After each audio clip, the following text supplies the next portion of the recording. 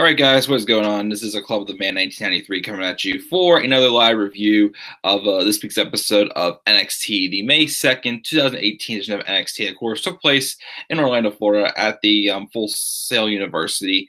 Overall, this episode, I'll be real, wasn't one of my favorite episodes of NXT. The first half was kind of meh. I felt a lot of the stuff that happened, I'm just like, whatever, strange, weird, whatever. I don't know, it wasn't one of my favorites. The second half, though, I thought was pretty good. The last two matches we got definitely kind of, raised my excitement for the show. Because this show, I remember the first half was like, it just felt average. Wasn't really anything like, too spectacular. But the second half wasn't too bad at all. Answer that later. But anyways, let's get through this live review because it's 1:30 in the morning and I literally just, was battling my TV because the streaming sucked, and I haven't really had a great night. It's just a little grumpy right now. So if I'm a little bit chill on my shoulders review, I'm sorry, but I'm just gonna do the review, talk about NXT, recorded turn orders I wanted to do hours ago, but then I have all this other wonky crap that just happened tonight. But I'm not here to bring that baggage here. It's time just to talk about NXT, a show that started off a little bit flat, but then it got better. Starting off, we had a match with well, first we had like a little bit of like a promo backstage, the Undisputed Era. Adam Cole says that Oney Lorcan answered a trivia question.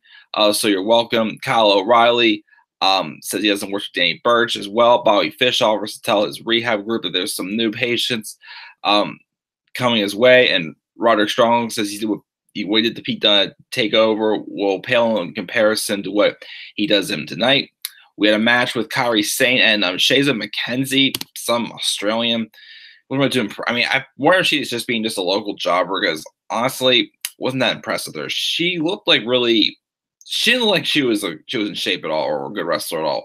Kairi pretty much just squashes her, and afterwards, Lacey Evans came out and she came out to apologize, saying that Kairi does belong in NXT. She offers a handshake, and Kairi was debating it. I don't think she was going to do it, but then Lacey just hits Kairi. I don't know. Lacey already lost to Kairi Sane. So, was this just Lacey's being a sore loser? Like, I don't know. I'm still trying to get to know what they're doing with this Lacey Evans character, pretty much. Because, she's the first lady of NXT, but all she's really done is lost. And I just haven't seen anything come out of the losses other than that she continues to be proven wrong. I mean, it kind of reminds me a little bit of what happened with Lana at when she first started being a wrestler last year and getting shots at the SmackDown Live Women's Championship. So kind of want to see something else from Lacey Evans to get myself a little bit more invested in her. Because so far, not really seeing anything that's really got me going, honestly. We had a recap of what happened with Ciampa and Gargano from last weekend, and Candice LeRae is being interviewed, and Candice was emotional, talking about how it hasn't been an easy year, and because of what Ciampa has done, they thought they were done with him after what happened at TakeOver New Orleans, but apparently not. But she starts to, break down in tears, says she has to get ready for a match with Bianca Belair later, so she just walks away. So obviously, Candice is worried about her husband and whatnot. Definitely, Tommaso Ciampa still is targeting Johnny Gargano, even though Gargano beat him in the unsanctioned match. We had a match with TM61 and the Street Profits. It's a short little match, but the interesting part was the ending, which the match for what it wasn't too bad. It was short, but I think it was a short, fun match for the most part. I think from what we got. Of course, the ending was a little strange as TM61 used the ropes. I think it was Shane Thorne did the roll up, and then Nick Miller held down Thorne's feet on the ropes to get the victory. So he started to tease a heel turn for TM61. I mean, when they came back, they hyped them up like they were going to be some big deal, and then they lose the first round of Dusty Rhodes Tag Team Classic. I still thought that was really weird, especially how I was saying that I didn't feel the offers of pain needed to get as far in the Dusty Rhodes Tag Team Classic as they did, so they were starting to overstay their welcome a little bit in NXT. So I don't know. I mean, with AOP going up, we have Undisputed Era. We have Tina Sabatella and Rick Moss are teasing a breakup. We have War Raiders who are now there. I don't know, maybe the NXT wanted to develop another heel tag team. Now I want to wait to see if this is a for sure heel turn or not by TM61. Well, I definitely wonder where they're going to go with this. TM61 wins by roll up. We have a recap of War Raiders making their debut recently, and Heavy Machinery calling them out. So next we're going to get Heavy Machinery and War Raiders. Then we have Kathy Kelly interviewing Cassius Ohno, talking about what happened with Gargano and Ciampa. Ohno says that Tommaso has become a coward. He saw Johnny being helpless, stretched out of the arena last week. He knew he needed to make Ciampa feel that way, and he's going to do so next week. Next week we're going to be getting Cassius Ohno versus Tommaso Ciampa. I believe Tommaso's first match on a NXT taping, besides his match he had at TakeOver New Orleans, the unsanctioned match with Johnny Gargano. See that next week. Then we had another jobber, Patrick Scott, taking on Kona Reeves, making his NXT return.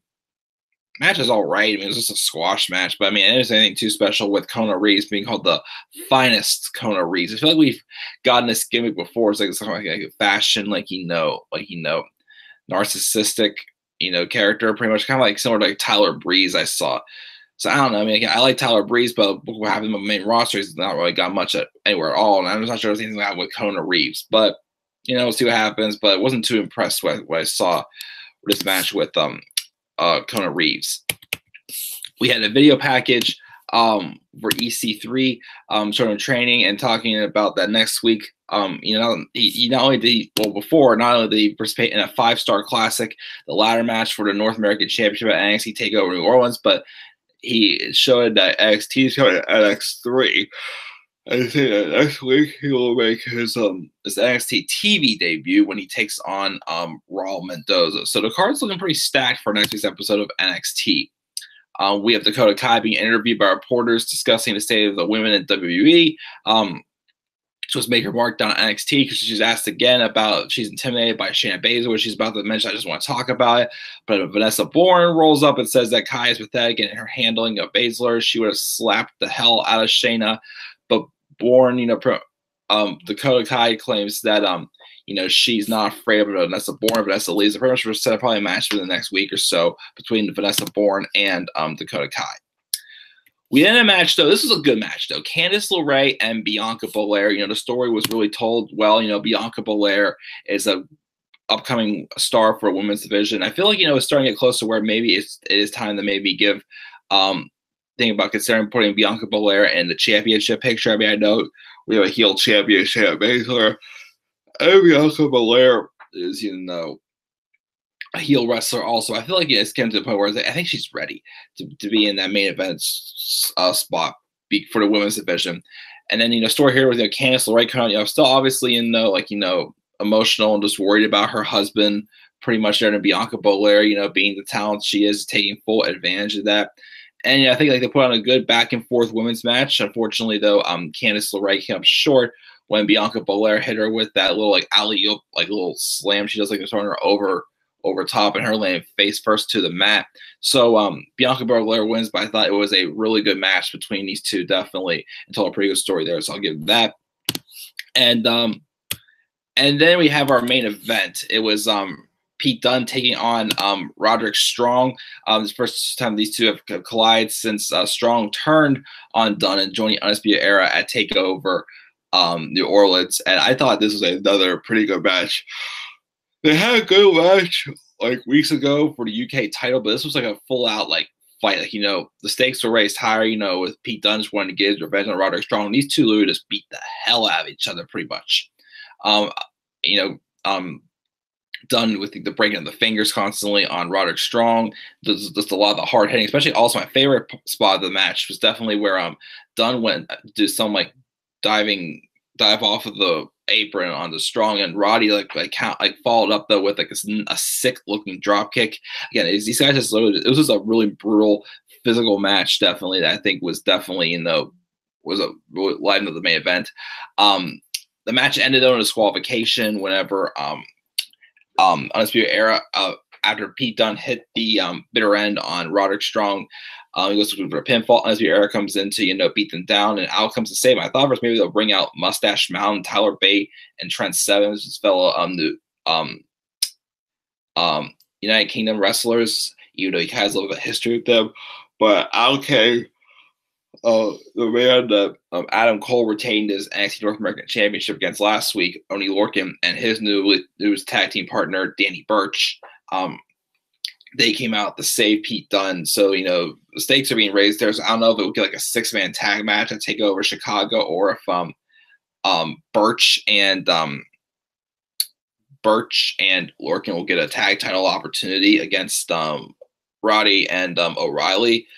We'll see what happens, but great main event. Definitely liven the show a little bit. Again, a couple of things that were just a little meh on this show, such as stuff with not Dakota Kai, with Kairi Sane and Lacey Evans. Of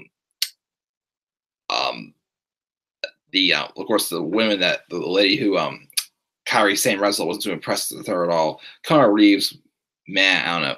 But overall, I mean, this episode was still, say solid. Give it a B-. This week's episode of NXT. We're just awesome. This week's episode of NXT. Leave us in the comment section below. Click that like and subscribe to our content on my channel. Follow me on Twitter at DemandAirBrownie3. And I'll record my turn alert really quick and I'll go to bed. So, until then, guys, have a great night. Peace out. See ya.